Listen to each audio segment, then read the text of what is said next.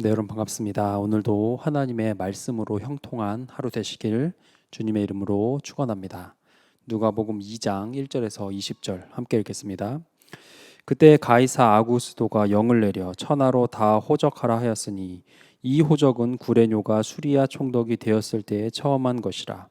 모든 사람이 호적하러 각각 고향으로 돌아가매 요셉도 다윗의 집 족속이므로 갈릴리 나사렛 동네에서 유대를 향하여 베들레헴이라 하는 다윗의 동네로 그 약혼한 마리아와 함께 호적하러 올라가니 마리아가 이미 잉태하였더라. 거기 있을 그때에 해산할 날이 차서 첫 아들을 낳아 강보로 싸서 구유에 뉘었으니 이는 여관에 있을 곳이 없음이러라. 그 지역의 목자들이 밤에 밖에서 자기 양떼를 지키더니 주의 사자가 곁에 서고 주의 영광이 그들을 두루 비춤에 크게 무서워하는지라. 천사가 이르되 무서워하지 말라. 보라 내가 온 백성에게 미칠 큰 기쁨의 좋은 소식을 너희에게 전하노라. 오늘 다윗의 동네에 너희를 위하여 구주가 나셨으니 곧 그리스도 주시니라. 너희가 가서 강보에 쌓여 구유에 뉘어 있는 아기를 보리니 이것이 너희에게 표적이니라 하더니 호련히 수많은 천군이 그 천사와 함께 하나님을 찬송하여 이르되 지극히 높은 곳에서는 하나님께 영광이요 땅에서는 하나님이 기뻐하신 사람들 중에 평화로다 하니라. 천사들이 떠나 하늘로 올라가니 목자가 서로 말하되 이제 베들레헴으로 가서 주께서 우리에게 알리신 바 이 이루어진 일을 보자 하고 빨리 가서 마리아와 요셉과 구유에 누인 아기를 찾아서 보고 천사가 자기들에게 이 아기에 대하여 말한 것을 전하니 듣는 자가 다 목자들이 그들에게 말한 것들을 놀랍게 여기되 마리아는 이 모든 말을 마음에 새기어 생각하니라. 목자들은 자기들에게 이르던 바와 같이 듣고 본 그 모든 것으로 인하여 하나님께 영광을 돌리고 찬송하며 돌아가니라. 아멘. 우리가 아침마다 누가복음을 통해서 새해의 은혜를 나누고 있지요. 오늘 본문은 요셉과 마리아가 호적하러 가며 예수님을 출산한 내용입니다. 그 과정에 천사를 통해서 목자들에게 지금 출산한 그분이 누구시고 그게 어떤 의미인지, 얼마나 큰 인류에게 좋은 소식인지 그것을 알게 하고 또 그것을 안 목자들이 그 예수님을 찾아가서 구유에 누인 아기 예수님을 보고 영광을 돌리게 된 내용입니다. 오늘 본문을 보면 흥미로운 것, 바로 이 온 인류에게 큰 기쁨의 좋은 소식, 그것을 전해 주죠. 하나님께서 천사를 통해 전해 줍니다. 근데 이 엄청난 인류 최고의 기쁜 소식을 누구에게 전하지요? 목자라는 거예요. 목자. 가장 먼저 목자들에게 알리셨고 그들을 통해 가서 보고 그것을 전파하게 하셨습니다. 하나님은 어떤 분입니까? 하나님은 목자. 지금도 그렇지만 그때는 더했던 것 같죠. 사회적 가장 낮고 낮은 사람에게 가장 인류의 기쁜 소식을 먼저 알게 하시는 하나님. 어떤 의미일까요? 하나님의 쓰임을 받는, 하나님의 기쁜 소식을 전하는, 정말 하나님이 아니면은 누릴 수 없는 그 인류의 최고의 기쁜 소식을 먼저 아는 그것을 하나님은 잘 배우고 많은 부를 가져 있고 사회 주류층을 통해서 일하시지 않는다는 거죠. 하나님께는 쓰임받지 못하는 이유가 그의 연약함들, 가난함들, 낮은 사회적 계층이 아니라는 겁니다. 하나님은 오히려 성경의 여러 장면을 보면 다윗도 그랬죠. 엘리야도 그랬습니다. 주류보다 비주류, 고셉 사람 엘리야, 비주류를 통해서 하나님께서 일하시는 디셉 사람 엘리야를 통해서 일하시는 모습을 보게 됩니다. 인간은 어떻습니까? 인간은 사람의 어떤 그 능력과 그 출중함과 생각하는 그 뛰어남, 그 목록들을 보며 저 사람이 뭔가 잘 되겠다, 성공하겠다 평가하고 판단합니다. 하지만 하나님은 그것뿐만 아니고 그것이 없을지라도 하나님은 당신의 모든 자녀들을 낮은 자리에 있는 자까지 사용하시고 이 엄청난 좋은 소식을 먼저 전해 주시는 좋으신 하나님이십니다. 우리는 무언가 뛰어나야만 쓰임 받는다고 생각하는 고정관념이 있습니다. 우리는 뛰어나야만 사랑받는다는 고정관념이 있습니다. 하지만 하나님은 그렇지 않으신 것이 우리에게 복음과 같은 메시지가 될 수 있을 겁니다. 천사들이 목자들에게 예수님의 탄생의 소식을 전했습니다. 8절에서 14절까지 전하는데요. 그들이 그 지역의 목자들이 밤에 밖에서 자기 양떼를 지키더니 했습니다. 천사들이요, 목자를 찾아가는데 어딜 찾아갔죠?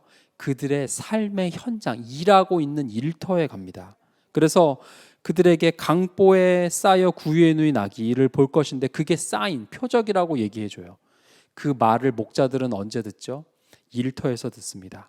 삶의 위치에서 자신들이 충성되이 일해야 되는 그 상황 가운데 하나님의 그 메시지와 해야 될 일을 알게 된다는 거죠. 그리고 그것을 이어서 수많은 천군 천사가 하나님을 찬송했다고 합니다. 여러분, 목자가 어떻게 보면 너무 지루하고 무료했었는데 그러한 엄청난 표적도 보고 더불어 천군 천사의 찬송을 듣고 보게 됩니다. 얼마나 좋았을까요? 정말 하늘을 보며 이게 뭔가 난리도 아니었을 거예요. 장관이었을 거예요. 근데 오늘 본문이 중요한 흐름은 이제부터죠. 15절. 천사들이 떠나 했습니다. 천군 천사의 엄청난, 괜찮은, 정말 누구보다 특송을 괜찮게 할 어떤 오케스트라보다 더 괜찮았던 그 연주와 하나님을 높이는 소리, 그게 볼륨이 끄져 있는 상태라는 거예요. 이젠 조용한 거예요. 다시 양소리만 나는 그들의 일터예요. 천사가 떠난 후, 우리는 천사가 떠난 후의 삶에 대해서 천사와 함께하는 그 영광스러운 어떤 무대 같은 삶보다는 조금 이렇게 중요하지 않은 것 아닌가, 그러한 인식도 있을 수 있는 것 같아요. 그런데요, 목자들이 그들의 일을 행하는 건 언제죠? 천사가 떠난 후라는 거예요. 영광이 끝나고 찬송 소리가 다 꺼지고 조용한 그때에 이제 자신들에게 준 하나님의 일, 자신들이 가서 보고 해야 될 그것을 이제 이 고요 가운데 맞닥뜨리게 되었습니다. 15절에 보면 이제, 영어 성경엔 now죠. 가서 고예요. 보자 하고, 그리고 그들이 양떼를 두고 예수님께로 가는 모습을 볼 수 있습니다. 그리고 가서 천사가 전해준 말을 전했고 그것을 듣는 자가 놀랍게 여겼더라. 20절 이렇게 끝나죠. 듣고 본 그 모든 것으로 하나님께 영광, 찬양이 되었다. 이렇게 목자들에 대한 평가로 마무리되고 있습니다. 요 천사와 목자, 그리고 목자가 그 후에 행했던 이러한 모든 액션들이요, 자세히 보니까 여기에 선교, 복음 전파의 모든 것이, 요소들이 아주 괜찮게 들어가 있는 것을 보게 되죠. 하나님께 쓰임받는 패턴이 들어 있다는 거죠. 먼저 목자들이 어떻게 했죠? 이제, 지금, 지체하지 않고 내일 말고 이 밤에 가야 할 그 시간에, 완벽한 타이밍에 게으르지 않고 갔습니다. 지체하지 않았습니다. 그리고 정확한 때에 go, 그냥 뭐 또 말로만 한 게 아니고 누굴 보낸 게 아니고요, 자기가 가서 봤어요. 그리고 확인하고 천사로부터의 그 메시지를 전했습니다. 복음은 전하는 것. 언제 전하죠? 지금, 이제 전하는 거라는 거죠. 때를 얻든지 못 얻든지 가서 전하는 거죠. 가서, 오라고가 아니고요, 가서 전했습니다. 어떤 걸 전했죠? 천사에게 들은 걸 전했어요. 내 이야기, 내 의견, 내 어떤 정치적 색깔이 아니고요, 복음만을 선명하게 전해야 돼요. 그때 사람들이 놀랍게 여기는 반응이 있습니다.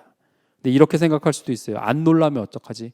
그건 그 듣는 자와 하나님이 결산하실 거지. 우리는 지금 가서 전하는 거, 거기까지라는 거죠. 근데 전해야 놀라든지 안 놀라든지 확인이 가능한 거죠. 그 모든 것이 결국 어떻게 됐다? 하나님께 영광과 찬송이 됐다는 것을 우리는 알고 있습니다. 이러한 삶의 패턴이 우리 성도님들에게 있기를 소망합니다. 예전에 어떤 성극을 준비하면서 어떤 많은 그 시나리오를 이제 찾고 또 같이 나누었던 시간들이 있었습니다. 근데요, 이런 성극이 있었어요. 우리가 하진 않았고 어떤 그 시나리오만 이건 어때 하고 돌려봤던 건데요. 이 목자들에 대한 그 성극이었어요. 목자가 양을 치다가 천사들이 찾아오고 막 뭐 티격태격하기도 하고 천사 맞아요? 뭐 이렇게 얘기도 하고 좀 코믹한 요소들이 들어갔죠. 그리고 천사들이 찬양하고 떠나가요. 근데 떠나가면 한 목자가 다른 목자에게 이렇게 얘기해요. 가봐야 되나? 그럼 다른 목자가 이렇게 얘기해요. 이 양을 두고 어디 가니? 정신이 있니? 이거 렌트한 거잖아. 주인님 허락도 안 받고 잊어버리면 어떡하려 그래? 막 그래서 가냐 못 가냐 막 실갱이를 벌이다가 누구는 가고 누구는 못 가고 그래서 갔더니 예수님을 받고 뭐 이런 선극이었던 것 같아요. 근데 그 선극의 시나리오 중에 이런 대사가 있었어요. 못 간다는 이거 누가 훔쳐가면 어떡하냐는 그 목자에게 가서 보자는 목자가 이렇게 얘기해요. 그까짓 거 하나님이 지켜주시겠지. 그런 대사가 있었어요. 이 천군 천사가 노래하는 그 하나님이 이 양 이거 책임져 주시지 않을까? 갖고는 못 가지만 우리가 두고 간다 해도 하나님이 책임져 주실 것 같아. 그렇기 때문에 시켰지. 뭐 그런 대사가 있었던 것 같아요. 이런 생각 해봅니다. 내 양도 아닌데 맡겨진 거 두고 예수님께로 가면 이거 잃어버리면 어떻게 하나. 저도 보면서 그럴 수도 있겠다. 충분히 납득할 만한 궁금증이고 책임감인 것 같습니다. 그런데요, 때로는 믿음의 선택은 당연히 지켜야 되는 것까지도, 당연히 내가 머물러야 하는 것까지도 때로는, 매번은 아니지만 포기하면서 그것을 순종하는 어떤 그런 정말 결단의 순간, 삶에 많지는 않겠지만 그러한 믿음이 포기가 되어지는, 포기가 곧 믿음이 되는 그러한 때도 있는 것 같습니다. 그것을 이 목자들이 행했고 성공했고 하나님께 영광을 돌리는 모습을 우리는 볼 수 있습니다. 2021년 하나님께서 우리 성도님들을 향해, 저를 향해 기대치가 있을 겁니다. 더 성숙하고 자라가기 위해서, 더 예수님의 성품으로 우리가 되어지기 위해서 때론 우리의 믿음의 결단, 믿음의 순종을 요구하는 2021년이 될 수도 있지 않을까 생각합니다. 왜냐하면 우리가 자라기를 하나님 아버지는 원하시기 때문이지요. 바로 그때 나는 어떻게 할까? 목자들처럼 순종할 수 있을까? 저도 쉽게 대답을 하기가 참 힘든 것 같습니다. 그래서 우리가 그것을 위해서라도, 순종해야 될 때 순종하기 위해서라도 평소에 말씀과 기도 가운데 하나님과의 깊은 친밀감이 있다면, 하나님을 믿는다면, 내 남겨진 양까지 돌봐주시는 그 하나님의 성품을 안다면, 기도 가운데 만난다면 우리가 그렇게 믿음의 결단을 내리고 살아갈 수 있을 것입니다. 남겨진 양, 때론 그것까지 하나님께 맡기고 참 어려운 것 같은, 그래도 그렇게 했을 때 하나님께 영광을 돌리는 삶, 우리의 삶이 되기를 간절히 소망합니다. 말씀 정리하겠습니다. 오늘 본문에 쓰임받은 영광 돌린 이 목자들의 순종, 행함, 우리 모든 성도님들의 삶에도 적용되고 순종되어지기를 축복합니다.